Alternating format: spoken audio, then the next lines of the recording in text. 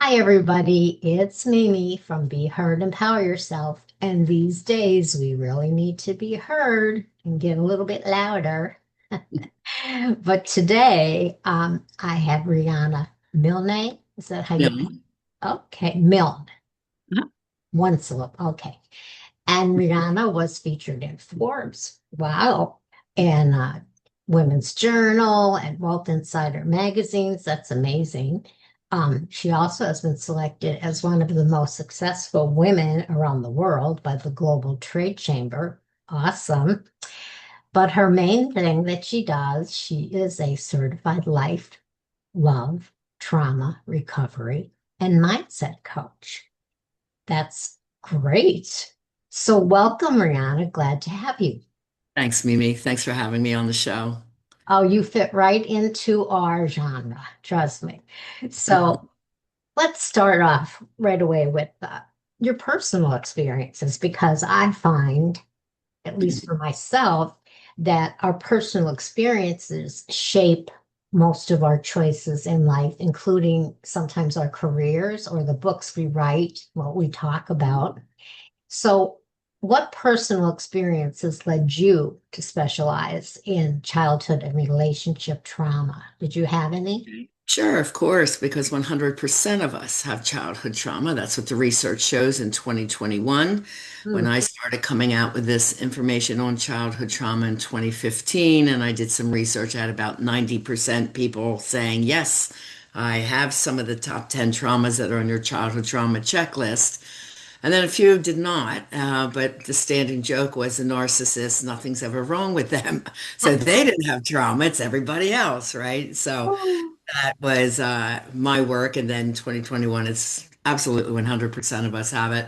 And I think there were several things, but one of the ones that is most prominent was my very best childhood friend since we were like 6 years old, got killed by a drunk driver when we were 16.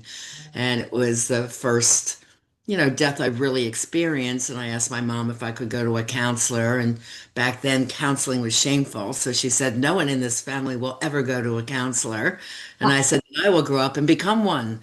And that's when I knew exactly Oh, what it was I was going to do in yeah. my life. Mhm. And then sadly, I had another death experience. My best friend and roommate at Penn State was murdered by her boyfriend.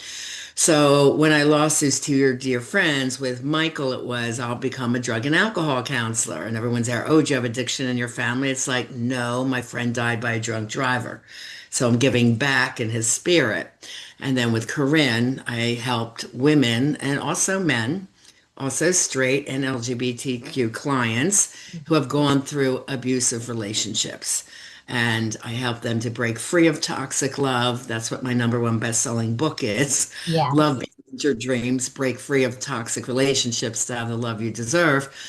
And I help them break free and get their self-esteem back, their strength, their sense of empowerment, their ability to speak up and be empowered, to move on, to have emotionally healthy, evolved, and conscious relationships. So, since I was not allowed to go to a counselor, I studied a Mm. lot of the masters. I read Tony Robbins, Deepak Chopra, Marianne Williamson. In the Course of Miracles, I studied. And in my 20s, I started teaching not only at college universities, but Yeah. my mid 20s, I had a model and talent agency up in Erie, PA.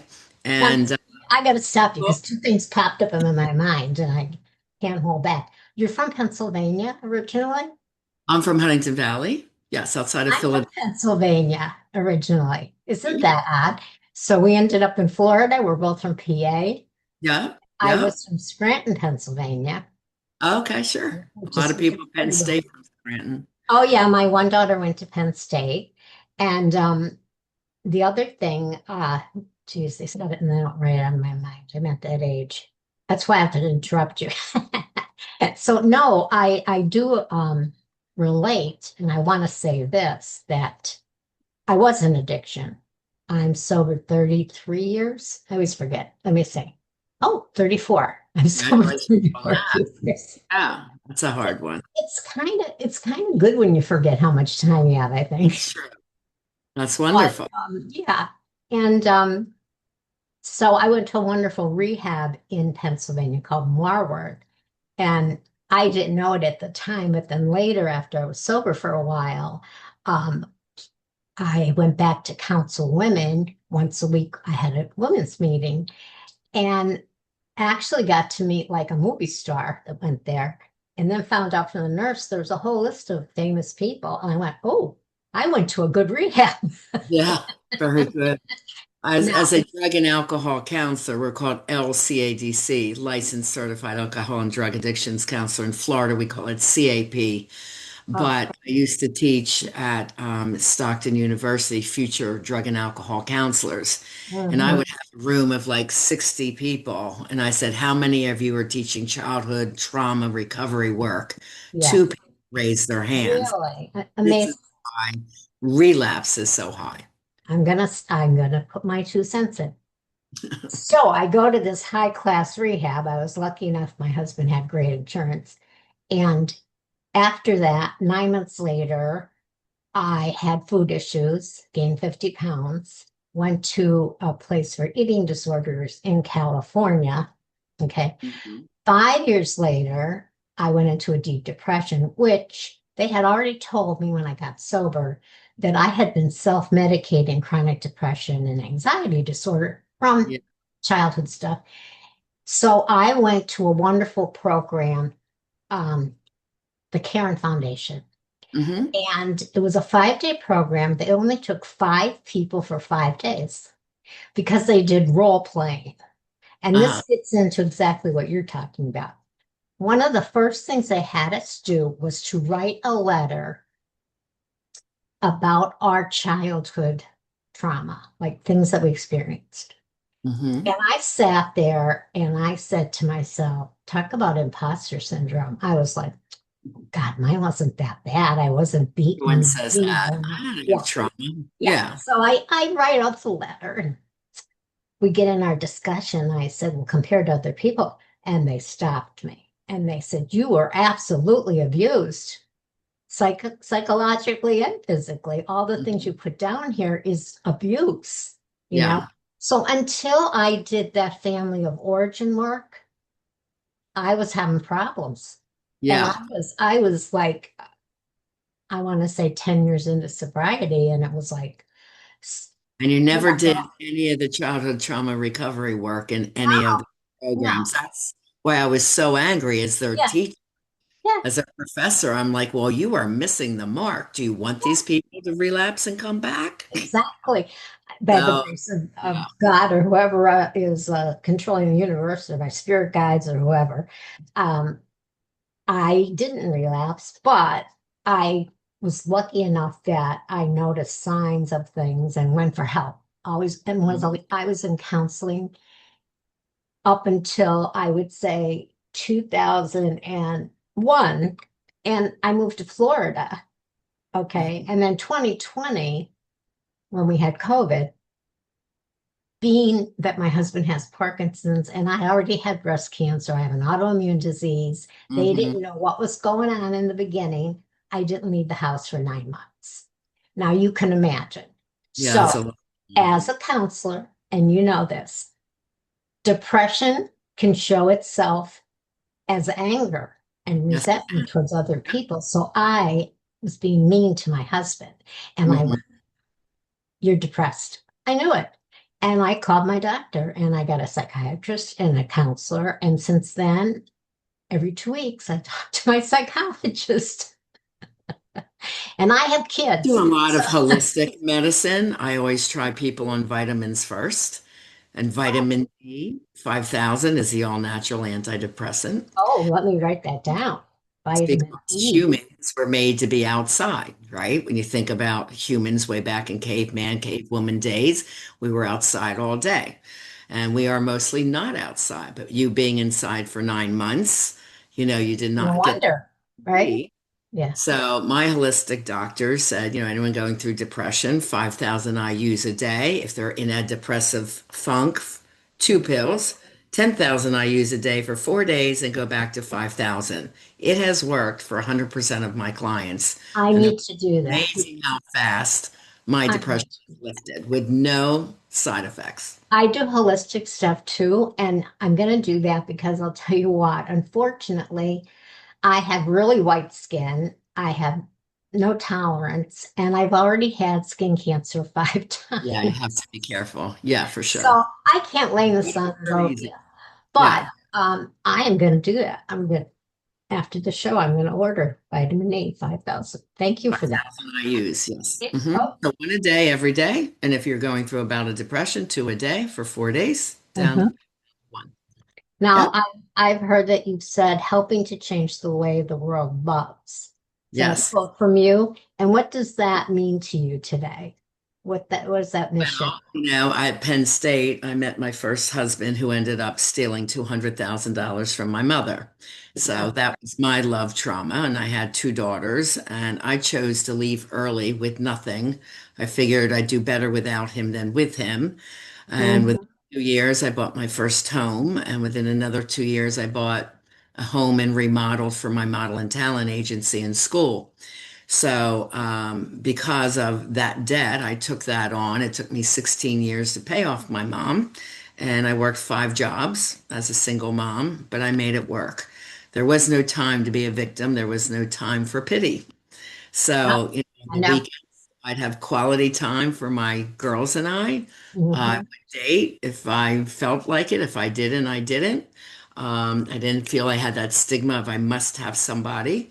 I really loved my model and talent school and agency. I opened up with just my first month's rent because I couldn't get a loan because we bankrupt for $250,000. I was 26 due Oh to my his business gosh. failure and what he did. And within 6 months, I won the International Model and Talent Award for Educational Excellence. And within a year, I won Model and Talent School of the Year. So I started Yeah, with students when I yeah, opened, ended in 1 year with 25 and a waiting list. So this is what I was teaching called the mindset for success. And this is what is in my book, Live Beyond Your Dreams, from fear and doubt to personal power, purpose, and success. And it's a bit of my biography of what I went through and how my mindset made me get through it all. It wasn't about, I didn't have money. I didn't have anyone bailing me out. I didn't have bank loans. That was not possible. So uh-huh. to do is mindset and creativity and thinking outside of the box of, how can I attract clients into modeling? We did real people models. My oldest one was 83 and she got a lot of work, Hildy. So it was open to everyone. 5 to 83 was my age range. We went to international competitions in LA and New York, and 100% of my people got placed with top agencies around the world. So it was a business I really, really loved. And my girls kind of grew up as part of that business. And today they're very successful because they learn mindset for success. Yeah, So that's a huge part of my coaching. So when you look back that I've been doing it since 26 years old, and I yes, just turned 68, it's been over 40 years I've been teaching mindset for success. So that exactly. combination of psychotherapy and on top of my coaching and trauma recovery techniques, this is how I help people move on who are stuck in life. Yeah. And you have and had the qualities, I call it grit and resilience, right? Yes. Because my husband, I'm with him 34 years, but he's my third husband. Okay. Hmm. So that means it was them, not me. But, I had two little children, deadbeat father, no child support, and he was stalking me. Need the So, child support. yeah, Yes. and he was And stalking me. And you know yeah. what I did? I went to college. I was 28. I had two little kids, but I had the mindset, Hmm. okay, that it wasn't going to stop me. And I went to college. I mean, he tried to run me over on the quad. I mean, it was insane time in my life. Okay. Yeah. But anybody that reads my book, Raised by Wolves, the parents, Trapped by Demons, the men, Yeah. which then turned into alcohol to deal with the men, knows that I just kept putting one foot in front of the other. And that's what you have to do in life. Yeah. I You call it can't just keep just, moving forward. And yes, you too just many can't. people get stuck in the self-pity and the victimization because Yes, I learned another way to deal with it, honestly. absolutely.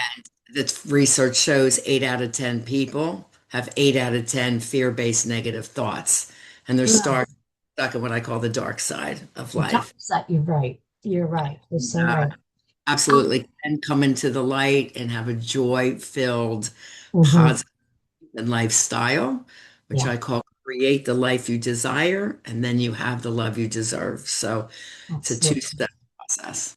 Absolutely. I lived it. I understand it. One Yeah. of my episodes on my show was toxic men, talking about Mhm. toxic men, because I think when you're harmed, you're damaged yourself from your family life growing up or whatever. That's who you're going to attract, and that's who you're going to be attracted to is other damaged people because you don't have the self-confidence and the self-esteem that you need, and you have to find that. So let me ask you about the 10 fundamental childhood traumas that you Mhm. list. What Yes. are they? From my research, I've have Yes. well, the Love Book has over 400 resources cut into it. So Wow. from that, I created the childhood trauma checklist, not only from my research, but my actual work as a therapist. As I mentioned, I had 5 jobs. So I worked in a school. I was a trauma counselor from kindergarten all the way through college at different schools and high schools. I worked in drug and rehab centers as a counselor. I worked in a hospital setting, critical mental health ward for kids 5 through 19. I had a private practice. So, from all these different populations, Mhm. this is where I came up with the top 10 traumas because I kept hearing it over and over again. Now, there are more than 10, but to make it a handy dandy list, I just Yeah. called the top 10 traumas. So, I'll go through them quickly because most Yeah. people think they don't have any. So the first one is any addiction in the family. Okay, Yes. being a Check. drug and alcohol counselor, there's more than just drugs and alcohol. Yeah. Sex, knowing that your parent was a cheater, porn use, gambling, hoarding, spending, eating, gaming, TV watching, workaholism, and social media addiction. Now, there's 12 right off the bat that I've had to deal with, from people of addiction.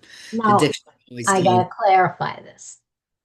When you say 10 fundamental childhood traumas and what you just listed, these are traumas they went under through as a one. child? That's under trauma one. Oh, that's only trauma one, which is That's addiction. So which is someone in the family that had one of those those addictions. addictions. But I'm Yes. glad I stopped you because I wanted to make that very clear for my Yes. listeners. Okay, so what's Yeah. two? Addiction, Number I got that one. yeah. Number two is verbal messaging. What did you hear when you were growing up? Did you hear I love you and I'm proud of you? Did you get compliments? Or did you hear, change your clothes, you look fat in that, or I'm not sending you to college, I'm not wasting my money on you. These verbal put downs, yelling and screaming when they had an argument, your mom or dad, or a lot of yelling and screaming at you. So verbal Mhm, messaging is very important about building your self-esteem and your sense of self. mhm. Number three is emotional abuse or neglect. We all pretty much know what that is. Yep. Number four is any physical abuse, hitting of any kind, rape or molestation. Now, these experiences can happen inside or outside of the home.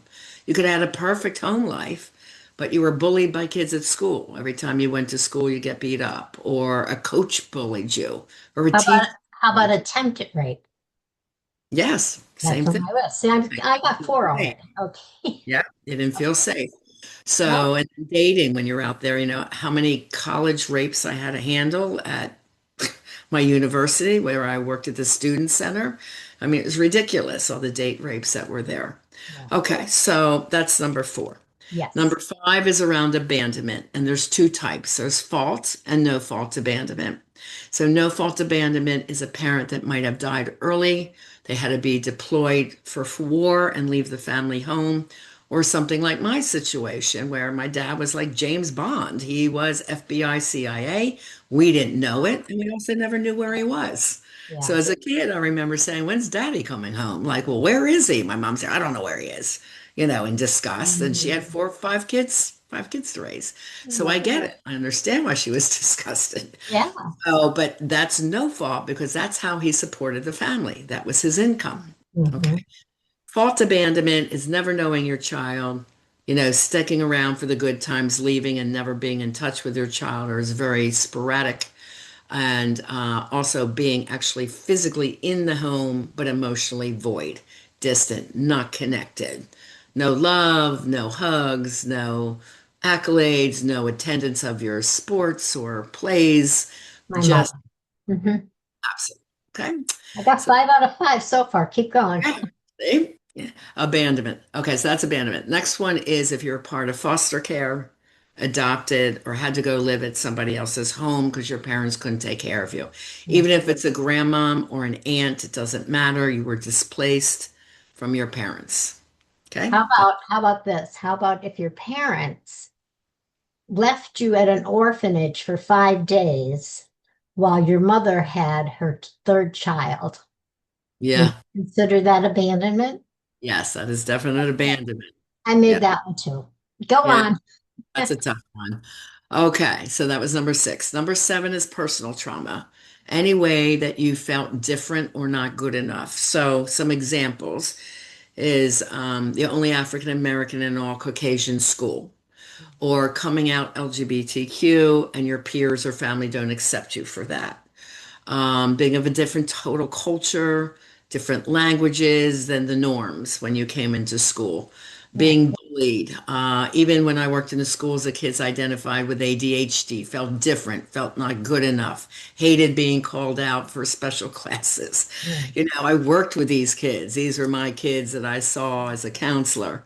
So I really have a lot of love and compassion for that whole school environment on an emotional, kids that are afraid to come to school because they're going to be bullied or beat up.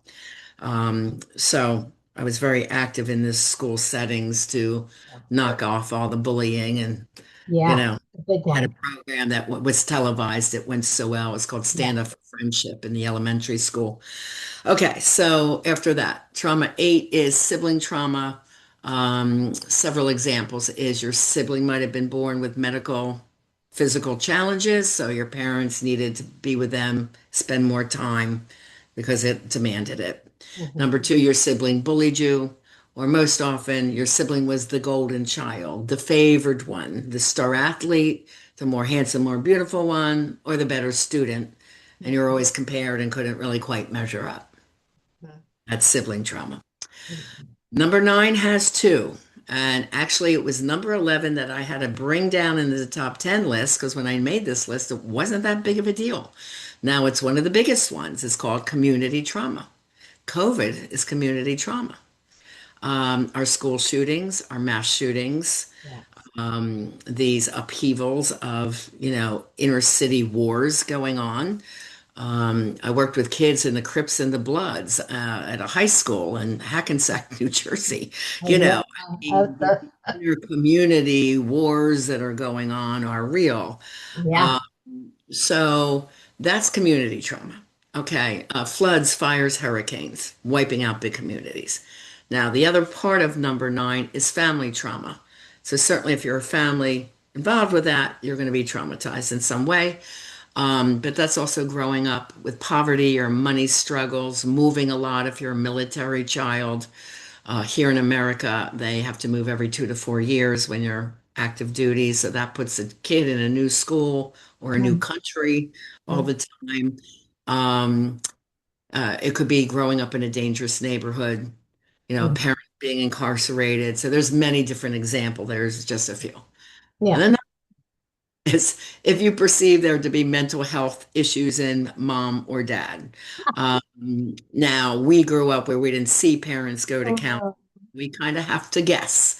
So, two of the most difficult for children to navigate is borderline personality disorder and bipolar.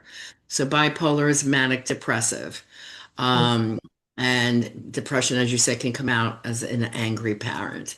yeah. Uh, Borderline personality, I think, is the most difficult. When they're good, they're great. When they're bad, they're horrid, and you never know what you're going to get. It's like walking on eggshells all the time. They Yep. would explode at you for the stupidest little thing that no one else would get upset at. Yeah. So, very difficult household to be brought up in. Now So, those you know. top Now you 10. know why I had a multi-addictive personality. I have 7 out of your 10. 7. Yeah. And my, Yeah. 'cause my dad, not only was he an alcoholic, but he was a weekend drinker and he didn't drink every weekend. So Fridays, my brother and I, who were very close, we were like, Yeah. oh, about 10 months apart. We just call it Irish twins. Yeah. And we weren't Irish. Well, I found out later we were, but that's another story. But we never knew till we got home on a Friday what kind of weekend we were going to have. And if we opened the door and there was a bottle of, I believe he drank Schaefer's, I think, or Dennis something, beer, a quart of beer on the table, we went, oh shit, Yeah. it's going to be hell. It was awful. So I had 7 out of 10. And my mother, I don't know what her problem was. She never kissed or hugged us or gave us compliments. She's very Yeah. cold, cold, detached woman. Well, this may lend some light on that. I asked my mother, who we didn't get hugs and kisses from, were the words "I love you." Hmm. Out of 5 children, I was the fourth, and I was the first to have her grandchild, first, pregnancy. So I said, "Mom, like, I wanted to ask you, why do you never tell us kids you love us?" And she could be quick to anger, so she goes, "Well, you knew I did." I said, well, Hmm. no, it wasn't really the question. Yes, I know you loved me, but why don't you say those words? Well, those aren't words I grew up in. I grew up in the Great Depression. If we had food on the table, that was love. Yeah. Now I understood her. And this is part of what we do in trauma healing is trying to look at a different story. We call it rewriting the story. No, it wasn't Mhm. that mom didn't love me. She did, but why didn't she love me in the way that I, the child, wanted? Right? Yeah. So we have to understand that and forgive that. That's why spirituality is a big part of healing. Yes, it And is.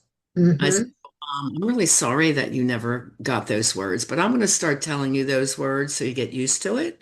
And hopefully by the time your grandchild's here, you can tell him or her that, because back then you couldn't tell the sex of the child. Oh, So oh, that's what happened. I kept yeah, saying, I I love you, believe that. Mom. I love you. She goes, thank you. And then I'd hear, me too. And then finally, when the baby was born, she goes, I love you too. And I dropped the phone. I'm like, finally. And I was 24 years old when Of that happened. course. Yeah, That I can relate to all of them. is when my book went to #1 bestseller and was in Barnes& and Noble bookstore. It's the first time, and I remember exactly, I was 50 years old. And that was my first compliment. So Yeah, amazing. great. Yeah, Yeah. I can relate to that. And the funny thing is that when my father and mother both died, and I didn't write my memoir until after they died. Yeah. And some of the things that I realized when I became an adult and older and out in the world is I think my father was gay. Oh, okay. I do. And in that decade, in 40s, 50s, that was awful. You just couldn't. Right. And Was the gay very men thing. pretended to be straight and they had children. Oh yeah, You they did. Yeah. So, and we never saw our parents be affectionate. And my brother Joe and I had this standing joke. Well, they had to have sex 4 times because they have 4 kids. Yeah. Yeah. But remembering my childhood a little bit at a time, I remember when he would go drinking and bring a guy home, and we had a basement like that was kitchen and all that, and they'd be down there, and just different things. Or he'd go to New York City without my mother. Like Yeah. that's when he had his like liaisons. I can't say that word right now. His meetups, whatever. Yeah. Yeah. Yeah. So yeah, I got 7 out of 10. So Yeah. absolutely. And that is in which one of your books has that?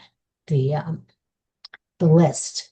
Well, you can get it free on my website, which is my Mhm. name, MarianaMilne.com. Under Mhm. quizzes, there's a childhood trauma checklist. Okay. There is the ACOA checklist, which is adult child of abuse or alcohols. Yeah. I'll make that Um, one too. Then there's the red flag checklist. If you're in an abusive relationship and not sure how Yeah. bad it is, Yeah. get the red flag checklist and then you'll see. And then, are you really ready to date? So many people come out of a toxic marriage and think the band-aid is somebody new to love. And that's the worst thing you can do. And it's not just sitting around at your house and time will heal. You really need a healing coaching program that heals the childhood trauma and then the love relationship trauma to really know the difference. What is emotionally healthy, evolved, and conscious love, and what Right. is toxic love? Because unfortunately, the hippocampus, like that, it likes what it knows. So if you grew Yes, up in a yes, toxic household, you're going to attract that in your life. right. Um, it likes what it knows and it can't decipher what's a good or it's bad. It just likes to keep things in Familiar. homeostasis. Yeah, I married an alcoholic. I married an alcoholic, but I married to get out of the house because they Yeah, wouldn't let me go to college. Wouldn't let me join the Peace Corps. They wouldn't let me take my job promotion in Los Angeles for Capitol Records, no less. uh, Really, I get a lot of resentment. I still do every time. In a lot of movies, you'll notice they show the Capitol Records building because it was yeah, made like records, and yeah. I get so mad every time I see it. But so I married, got out of the house. He was an alcoholic. He was a cheater. Divorce. Yeah. Then I don't even think 2 years went by. My biological clock wanted to have children. I got married for the sole reason that I wanted children. Okay. Wow. But I married an abusive, controlling man. Okay. And then when I divorced him and he kept stalking me, I actually married my first husband to protect me from Oh, him. again. Wow. Because no, he was a very big guy. He was a bouncer. He worked for the mafia. He was a debt collector. One of the, can you imagine? Like huge guy. A lot of drama in your life, A girl. lot of drama. It's in my book. And Yeah. if I went on a date, he'd find out word of mouth where I was, Yeah. and he'd come in front of the date and harass me. Do you think I got a second date? Yeah. So finally, I happened to run into the first husband. It had been 10 years, and I stupidly thought, oh, he must have changed. No, Right. he was worse than ever. Alcoholic, cheater, controlling. And after 7 years, I had to walk away from that. So you see, I Yeah. did exactly what you are saying, and I just went Yeah. from one mousetrap to the next mousetrap Yeah. until I found sobriety, number one, and number two, spirituality. And you Yeah. mentioned two people that I am big fans of, Marianne Williamson and Deepak Yeah. Chopra. That's for work. And I got to meet them in person. Yeah. That's very cool. It's My very daughter grew cool. up listening to Marianne Williamson on cassettes, an 8-track tape. Yes. And she Yes. actually met her husband when she moved from New York to LA. And I said, there's two ways you can go. And she had acting and modeling, and she's gorgeous, 5'11", and all Yeah. that. I met her. Yeah. I said, but you need the spiritual people. Seek out the spiritual people. So she did, went to a Marianne Williamson's talk and met Uh-huh. her husband there. See And then that? married and have 4 kids. And she had Amazing. a chance to say to Marianne, I grew up listening to you on cassettes, you Well, know? Yeah. this is like my spiritual AA came first, and from AA came the spirituality, not Okay. from AA, but it led me to it Yeah. because they had this seminar with Wayne Dwyer. Yeah. He's awesome. Yeah, I Yeah. met him. He actually had me come on stage because he said, who in the audience has been divorced? And my husband, the smart ass he Yeah. said, 3 times over here. So we Thank you. come up here. And he did his thing, his bit with me. And then Deepak, amazingly, my son-in-law overdosed on drugs Mm, while with his 4-year-old son, my grandson. So that's um, very traumatic. And I was supposed to see Deepak the next day, and I wasn't going to go. And my friend said, all the more reason you should go. And I yeah. did. And we went to the little thing they had before his speech, and I went up in the elevator. The elevator opened, and there he was, casually just leaning against the wall. Yeah. And I just spilled my guts to him about what just happened. And he was wonderful. He was Yeah. wonderful. And Oh, then when we went down for the program, it was like he was talking right to me. So I am very blessed because I got to meet those three people yeah. and get their spirit. And then I found a spiritual community, Unity of the Palm Beaches. I don't know, you might have heard of it here in Boynton Beach. Unity. Yeah. Unity's a great church. I also like CSL, Center for Spiritual Living, which is Yeah, 500 churches across the country. And that's a really good I have to check that out too. non-denominational. Yeah, ours is actually, we just recently this year, we do not call ourselves a church anymore. We call ourselves a spiritual community. Oh, good. Yeah, Yeah. nice. And we meet in Temple, Israel because we sold Yes, I our have been to that building. service. I have been to that. And I have. oh, I'm In the please, town. if you're Yes. there and you see me, come over because And I'd at love the to see you. time, this is before I found CSL, but at the time you had a very vivacious spiritual leader that used to be on Broadway. We still have him, What's his Reverend name? I forget. Taylor Stevens. Reverend Yeah, Taylor it was really Stevens. cool. Yeah, it was really fun. Still cool, and our music, we get top-notch singers that, they're in plays at the Kravis Center and all over. So Nice. come, come some Sunday. Come I back. would love to meet you in person. Fiance and I will come up. We have Yeah. a lot in common. All right. So, yeah, I think it's really hard when you've gone through, like with me, 7 out of 10 traumas to get where I am. People are amazed. So Well, it I, could have taken you only 6 months instead of 15 years. This is what how I would do. I know? I mean, when you're raised the way I was raised, you have no coping skills. You go out in the world like you know, a virgin, which I was. But the thing I was going to get at is that I think I was supposed to, I think my mission in life was to help other people. At first, I thought women, and then it expanded, you know. Yeah.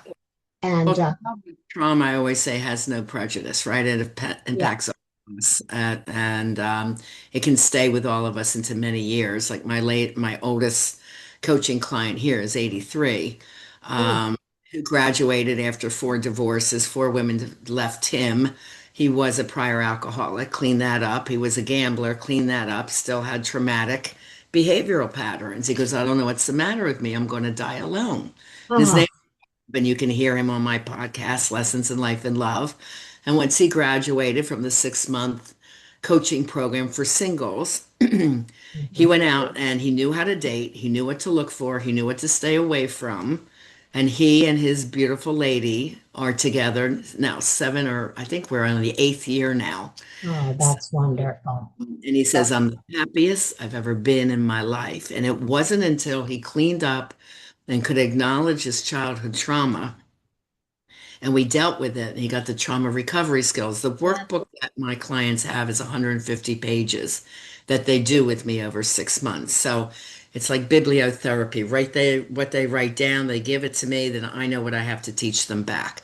So That, coaching is you work as a team. It's highly educational. Counseling, you're just sitting there processing your feelings. You could do that all day long. And people said, I've been in counseling 7 years, nothing changed. I'm like, because you're not doing the real work you need to do, right? It's action, yeah, coaching, teaching action. If you think like a yeah, football coach, they teach you these skills, now go practice it and practice again and keep doing it. So all the trauma recovery work so shows 6 months yeah, repeated new right. behaviors to break all that toxic subconscious stuff that's been Mhm. ruling your life Yeah, yeah, and you have these wonderful, massive personal transformations in all life areas.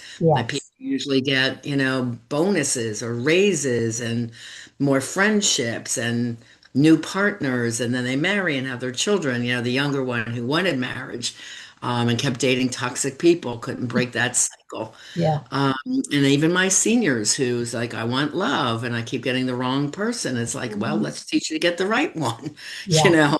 yeah. I'm Um, lucky. I'm lucky because my counselor does coach. She's more of a coach then because she will tell me, like I'm enabling my granddaughter. mhm.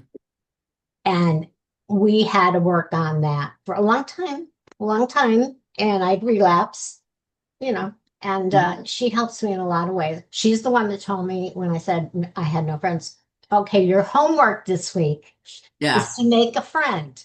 yeah, And when I'm challenged, I'm an overachiever. So our next session, I said, I made 3 friends. there you go. But it's That's an not just overachiever. tell them, this is how you can do it. And you give This them is, four to oh, five ways, and yeah, then they find the best way for them, yeah, feels most comfortable. So I do a lot of that too with people yeah, relocating. They're yeah, lonely, afraid to go, yeah. and they don't know what to do We after a have long to go out. marriage. Yeah. right? They may have been married 25 years, they divorce, they decide I'll move to Florida, then they're like stuck. Like, now Yeah. what? I don't know where to go forward from here. And Yes, they need the assistant. they do. They do. So, if you could only give one message to someone that was struggling with love and self-worth, what would that be? Other than give me a call. Yeah. Other than give me a You call. have to heal the original childhood traumas. It is a direct correlation to any struggle you're having as an adult in life or love. I And I can't be absolutely more adamant about that. And most people that say, well, I really didn't have trauma, by the time we do our 2 hour discovery session, I do that with them, doing the childhood trauma checklist and 4 other assessments. agree.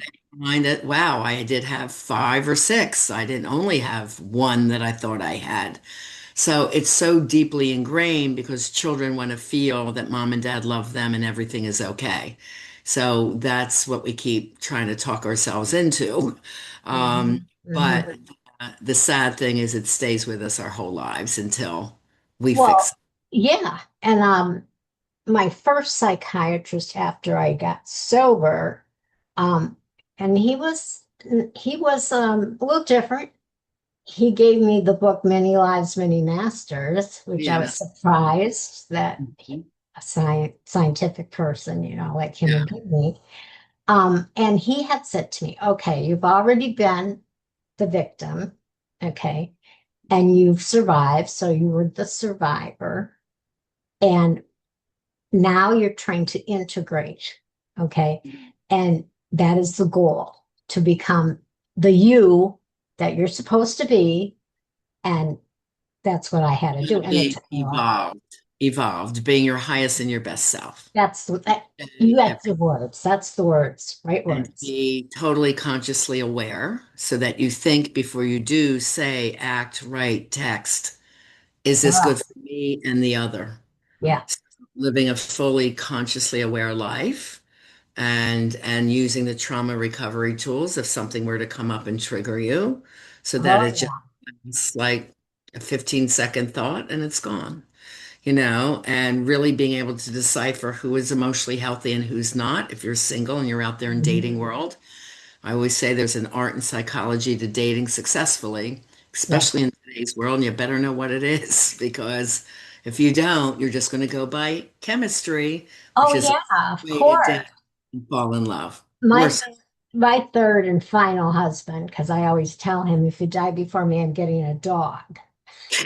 There you go. I already had enough husband. I'm not kidding either. I'm gonna get a dog for companionship and also so I leave my house and walk around the neighborhood. But There you go. anyway, he was an alcoholic. He was damaged. However, when I got sober, he got sober for me, which is No, not that's the right reason, but still, at it least he was attempted it, he but he attended and he needs those stayed. deeper reasons why. Right. And he stayed sober. And in the beginning, it annoyed me because he'd go to meetings with me and he'd introduce himself and say, I'm Jerry, I'm with Marie. Mm. I don't have to be an alcoholic because tradition such and such says you just have a desire not to drink. And I was like livid. So my sponsor said to I me, have a little bit of a angst about that. I don't like people to continue to identify themselves as I'm an alcoholic when they're oh, okay. sober. So Mhm. I say then saying I'm a loving child of God. That's wonderful.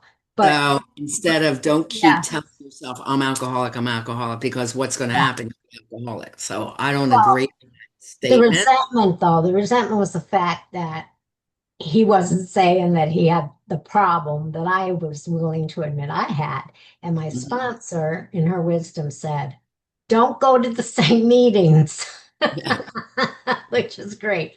No, yeah, I agree with you. I don't actually go to AA meetings anymore because I think like you, and I don't want to identify that way anymore. yeah.